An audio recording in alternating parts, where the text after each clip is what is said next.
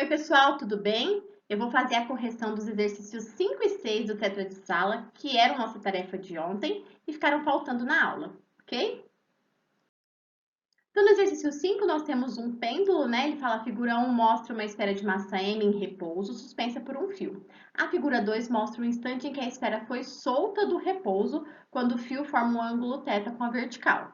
A figura 3 mostra o instante em que a esfera passa pelo ponto mais baixo de sua trajetória com velocidade v após ter sido solto o conjunto a partir da situação da figura 2. Ele pede na A para a gente comparar as acelerações centrípeta da esfera nas situações 2 e 3. Como ele quer uma comparação, é dizer qual aceleração é maior, né? Então, aqui, nós estamos no momento em que a esfera está em repouso, em que ela vai ser solta ainda, né? Então, como ela ainda não está em movimento, nós não temos aceleração centrípeta. Tem uma aceleração tangencial ali, que vai ser necessária para colocar ela em movimento, mas a aceleração centrípeta em 2 é zero. A aceleração centrípeta em 3 não é zero, existe uma aceleração centrípeta porque agora há movimento. Então, a gente já poderia colocar que a aceleração centrípeta 3 é maior do que a 2, só por essa análise. Mas a gente vai pensar aí na expressão dessa aceleração centrípeta em 3, uma vez aí que ela é diferente de zero, né? Então, a gente vai calcular aí com a velocidade ao quadrado dividido pelo raio. Só que aqui a gente não tem a velocidade. Ele falou que essa velocidade é v, né? A gente poderia até deixar indicado, pensando um pouquinho nas considerações que nós temos aqui do exercício, mas dá para a gente explorar um pouquinho mais. Esse fio aqui, ele é o fio L. Mas aqui, ó, nós temos uma alturinha H, que foi o tanto que ele subiu ali. Se a gente pensar, né, que a velocidade que ele chega aqui no ponto 3, que aí nos fornece a aceleração centrípeta 3, né? Ela é uma velocidade que gerou uma energia cinética referente à energia potencial do tanto que ele subiu aqui dessa altura em H, aí a gente consegue uma expressão, né, um pouquinho mais elaborada aí para essa aceleração centrípeta. Mas a gente já poderia falar que a aceleração centrípeta 3 é maior do que a 2, né? Então, vamos lá. Por conservação de energia, eu sei que a energia potencial que tem aqui vai ser toda a energia cinética que nós temos aqui. Então, vai ser mgh igual a v ao quadrado dividido por 2. Então, essa velocidade aqui, ó, né, que é o que importa pra gente, eu tô usando energia aí para achar a velocidade para substituir lá na aceleração centrípeta, tá? Então, aqui essa velocidade, ela vai ser, né, a velocidade ao quadrado vai ser 2 vezes a massa, vezes a gravidade, vezes a altura. Então, quem que é essa altura aí, né? Se a gente vê aqui que essa partezinha que subiu vai gerar aqui, né? Esse pedaço L menos o componente em cosseno, né? L cosseno. A gente decompõe ali o L, vai ver que o pedacinho que subiu, que gerou essa altura em H, é o L cosseno. Aí eu vou substituir, né? Esse cosseno de θ aqui.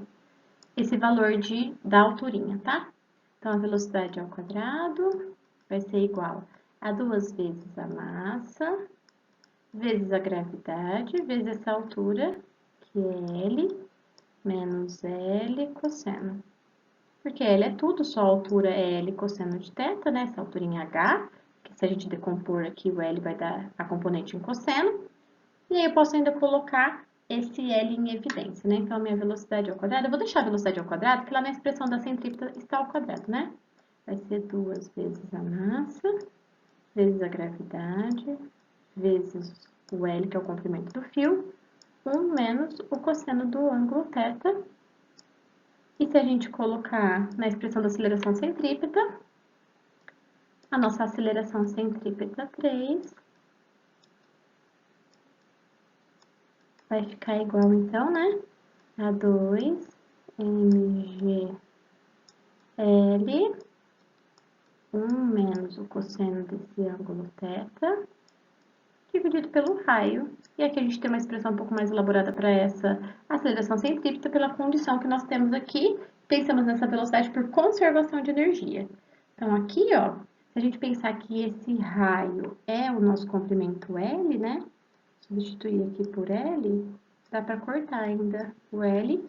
E a expressão da aceleração centrípeta, em 3, ficar só 2mg, 1 menos o cosseno desse ângulo θ. Vai sair. Aí isso prova que a aceleração centrípeta 3 é maior do que a aceleração centrípeta 2. Aí na letra B, ele fala assim, ó, compare as acelerações tangenciais da esfera nas situações 2 e 3. A aceleração tangencial, aqui na 2, ela não é zero, né? A gente tem um movimento aqui, que a resultante na horizontal vai ser dada pela componente, né, da força peso em seno. Então, se a gente vê a resultante aí para ter a aceleração tangencial aqui, muito semelhante com o que a gente fez no exercício 13, lá do revisando, né? Eu vou fazer ele aqui no cantinho, ó. A nossa resultante tangencial é igual à componente da força peso no seno do ângulo θ. Aí é massa vezes aceleração tangencial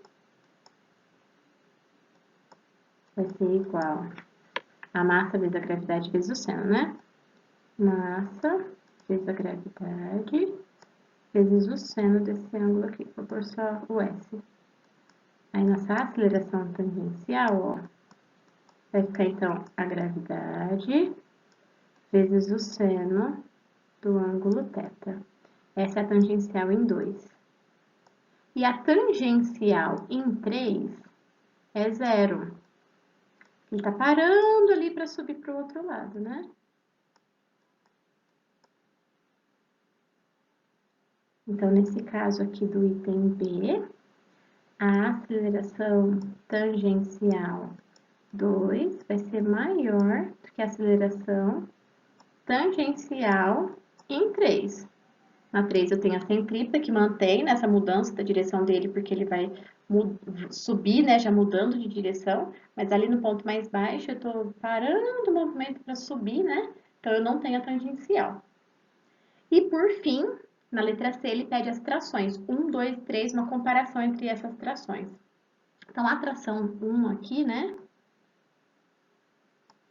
a nossa tração 1 vai ser igual a força-peso.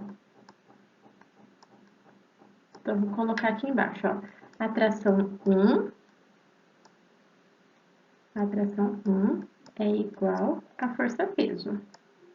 Aí, ele vai falar assim, que, pra gente ver as trações aqui, né, a tração 2, que tá aqui, vai ser a componente aqui da força-peso em cosseno. Então, a tração 2 vai ser nossa componente, né, da força-peso em cosseno. Então, vai ser mg cosseno θ.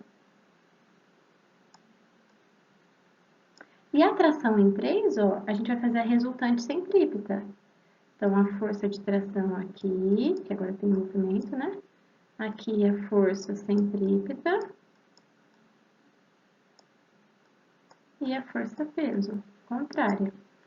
Então, se a gente fizer a centrípeta igual a tração mais a força, menos a força-peso, desculpa, quando a gente passa lá a expressão da tração, né?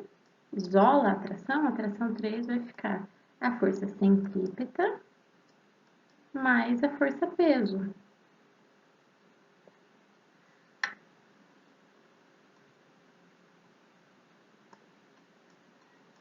Então, nós temos aí que a tração 3 é maior que a tração 1, que é maior que a tração 2. Eu vou colocar aqui em cima, ó, a letra C. Só pela consideração das trações, né? Então, a 3 é a maior entre elas, a 1 vem em seguida, e, por fim, a tração 2, que é a menor de todas elas. Ok? No exercício 6, nós temos um exercício aí de uma curva, né? E depois de uma curva sobrelevada. Nós temos, no exercício ele fala assim, ó, Para aumentar a segurança e permitir maior velocidade nas curvas, é conveniente que elas sejam construídas com uma sobreelevação, ou seja, que a parte externa da curva seja mais elevada do que a interna em relação à horizontal. As figuras mostram um veículo em dois tipos de curva, uma plana e a outra inclinada com ângulo θ. Aí dá, né, a tangente de θ aqui, que a gente vai usar no item B. No item A, ele fala assim, ó, calcule o menor coeficiente de atrito estático que permite ao veículo da figura 1 fazer uma curva circular de raio 250 metros, com uma velocidade de 72 km por hora sem derrapar. Essa velocidade aqui, a gente vai passar para metros por segundo, fica uma velocidade de 20 metros por segundo. Aí a gente sabe aqui, né, nessa análise horizontal, que a força resultante aí, que é a nossa força força centrípeta, né, tem que ser igual à nossa força de atrito para que não tenha aí uma derrapagem desse veículo. A gente vai calcular então esse coeficiente, ó, a massa, velocidade ao quadrado dividido pelo raio. O atrito é o coeficiente de atrito vezes a normal. E pensando aqui que a gente tem uma força normal, né, que se iguala na vertical à força peso, eu já vou substituir a normal aqui na expressão da força de atrito pela força peso, ó. Massa vezes a gravidade. Vou cortar a massa dos dois lados, e ele está perguntando para a gente o menor coeficiente de atrito, né? Então, eu vou isolar o coeficiente de atrito. O coeficiente de atrito vai ficar a velocidade ao quadrado, dividido pelo raio, vezes a gravidade. A nossa velocidade é de 20, então vai ficar 20 ao quadrado. O nosso raio, ele é de 250 e a gravidade é de 10. Então, vai ficar 400 dividido por 2.500, que vai dar 0,16. Aqui o coeficiente de atrito. Na letra B, ele quer que a gente calcule a velocidade, né, que permite que o veículo faça essa curva, também de raio 250 metros, inclinada de 20 graus em relação à horizontal, independente do atrito. Então, a gente não pode depender do atrito aqui. Pensando na decomposição que nós temos aqui, né, na força-peso, na força centrípeta, para cá, né? Aqui é força centrípeta, aqui é força-peso. Força-peso aqui. Pensando nessas duas forças, né, a gente consegue relacionar aqui esse triângulo e por semelhança de triângulo, a gente percebe então que a tangente desse ângulo θ vai ser a força centrípeta pela força peso. E aí a gente consegue calcular a velocidade. Então vai ficar lá, né? A tangente é 0,36. A força centrípeta é massa, velocidade ao quadrado dividido pelo raio. E a força-peso é massa vezes a gravidade, né? Dá para cortar essa massa aqui, né? Então, vai ficar aqui 0,36 é igual a velocidade ao quadrado, dividido pelo raio vezes a gravidade, que vai dar 2.500. Então, 2.500 vezes 0,36 vai dar 900. Então, a velocidade vai ser a raiz de 900. E aqui vai ser igual a 30 metros por segundo. Então, numa pista sobrelevada, quando a gente não depende do atrito, né, a gente consegue achar essa velocidade aí, né, para que não aconteça esse escorregamento do carro. Ok? Esses eram os exercícios que faltaram na nossa discussão de aula. Eles ficam aí para vocês tirarem as dúvidas. E qualquer dúvida, a gente ainda tem o plantão, tem as nossas próximas aulas e tem o espaço lá do Google Sala de Aula para vocês tirarem as dúvidas. Combinado? Um beijo e a gente se vê já já na aula.